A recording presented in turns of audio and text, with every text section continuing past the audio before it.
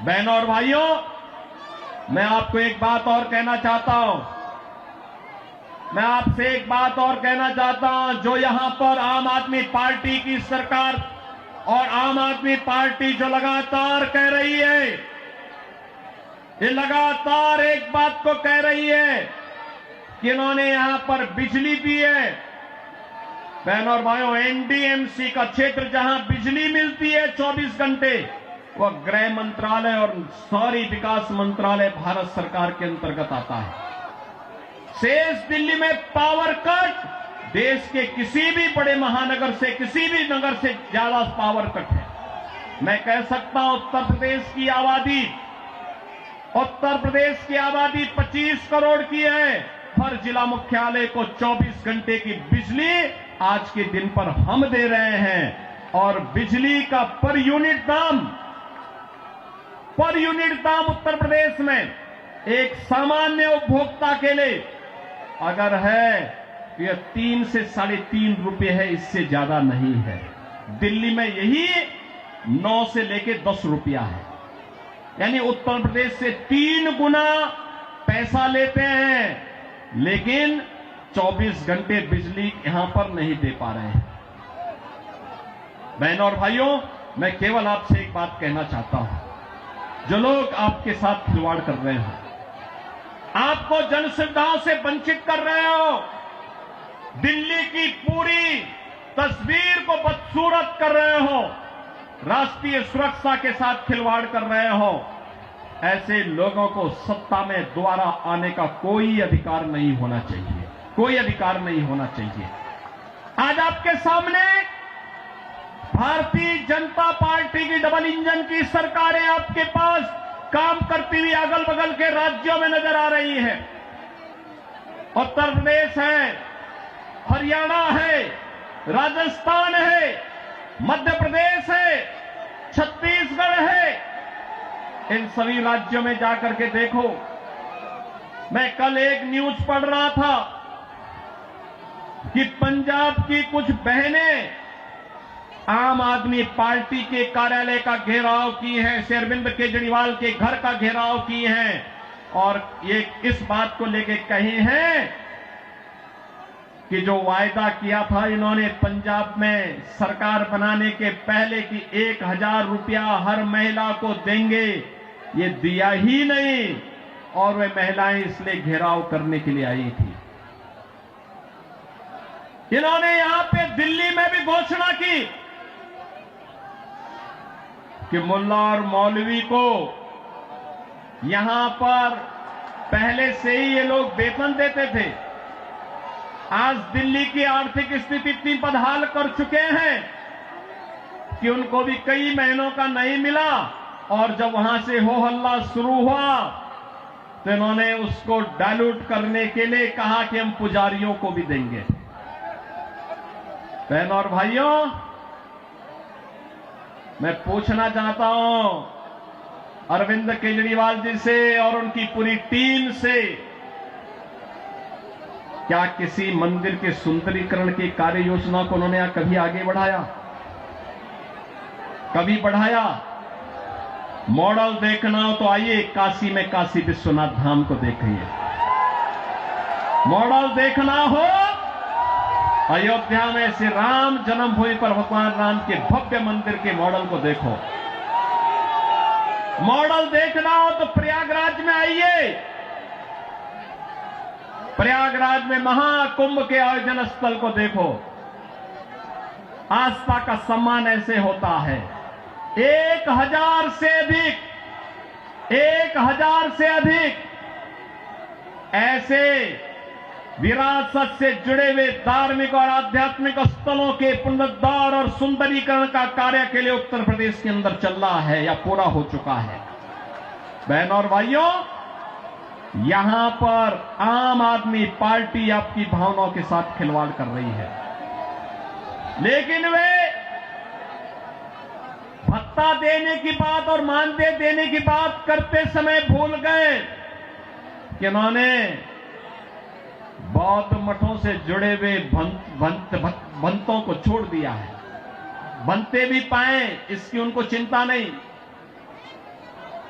भगवान वाल्मीकि के समय से वाल्मीकि समुदाय से जुड़े हुए तमाम हमारे संत वाल्मीकि मंदिरों में पूजा अर्चना करते हैं, उनको उन्होंने भुला दिया, उनके एजेंडे में कहीं नहीं।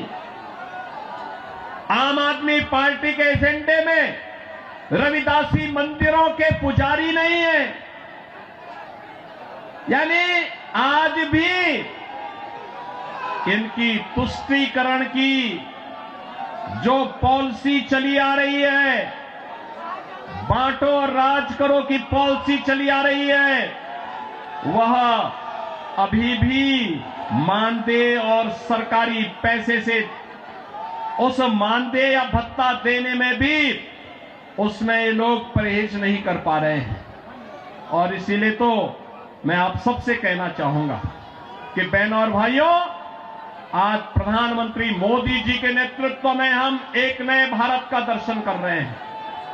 एक नया भारत अगर हमें काशी में काशी विश्वनाथ का दर्शन कराता है, तो उत्तराखंड में केदारपुरी में भगवान केदारेश्वर का भी भव्य मंदिर का पुनरुद्धार का कार्य वहां चल रहा है। मध्य प्रदेश में महाकाल का महालोक है, तो उत्तर प्रदेश के विंध्यवासिनी में मां विंध्यवासिनी का धाम भी एक नए कॉरिडोर के रूप में विकसित हुआ है।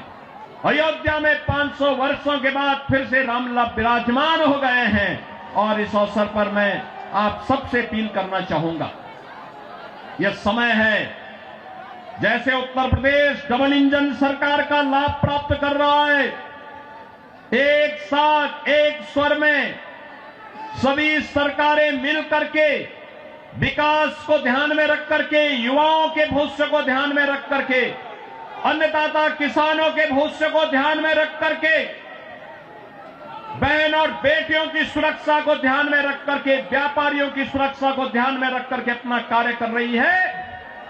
ऐसे ही दिल्ली के अंदर भी भारतीय जनता पार्टी नेतृत्व की डबल इंजन सरकार आनी चाहिए। और डबल इंजन सरकार की शुरुआत आपने कर ली है, आपने कर ली है।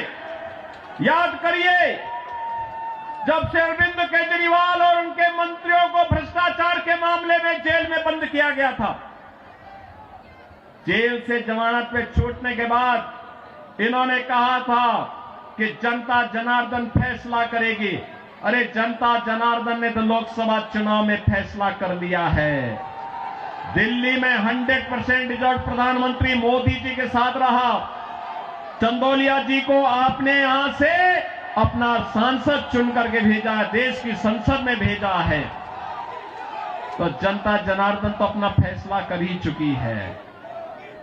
और इस विधानसभा चुनाव में भी जनता जनार्दन फैसला करने को पूरी तत्परता के साथ खड़ी है। और इसी में मैं आपसे अपील करने के लिए आया हूं कि बहनों और भाइयों, इस किराड़ी विधानसभा क्षेत्र से भारतीय जनता पार्टी ने अपने कर्मठ कार्यकर्ता को, जिनका एक ही ध्येय है और वह है कि इस किराड़ी विधानसभा क्षेत्र को एक विकसित विधानसभा क्षेत्र के रूप में विकसित करना। यहां के लोकप्रिय सांसद श्री चंदौलिया जी के साथ मिलकर के अच्छी सड़कें देना, सीवर लाइन बिछाना, पेयजल की पुख्ता व्यवस्था करना, स्ट्रीट लाइट को दुरुस्त करना, साफ सफाई और स्वच्छता के मानक पर एक आदर्श विधानसभा के रूप में विकसित होना, बहन और बेटियों को सुरक्षा प्रदान करना, युवाओं के लिए रोजगार के अवसर उपलब्ध करवाना, उत्तम शिक्षा के, उत्तम स्वास्थ्य के केंद्र को बेहतरीन तरीके से, मॉडल तरीके से संचालित करने का कार्य। और इसको करने के लिए यहां पर राम भक्त बजरंग बली के रूप में बजरंग शुक्ला आपके बीच में उपस्थित हैं, भारतीय जनता पार्टी के प्रत्याशी के रूप में।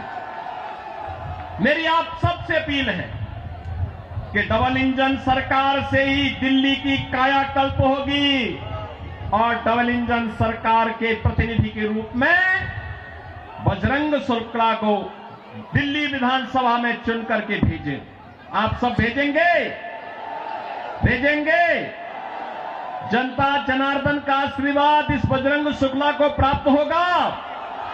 दोनों हाथ उठा करके अपना आशीर्वाद देकर के बोलिए। जहां तक मेरी आवाज जा रही है, ये घरों के ऊपर भी लोग बैठे हुए हैं, सभी से मेरी अपील है, जहां तक मेरी आवाज जा रही है, घर के ऊपर हो, सड़क हो, अगल बगल हो, जहां तक मेरी आवाज जा रही है, बजरंग शुक्ला को आप आशीर्वाद देंगे? दिल्ली के कूड़े से निजात पाएंगे? ये झूठ बोलने की एटीएम मशीन से मुक्ति पाएंगे? यमुना मैया की शुद्धि के अभियान में सहभागी बनेंगे? तो मेरे साथ बोलेंगे जय श्री राम, जय जय श्री राम।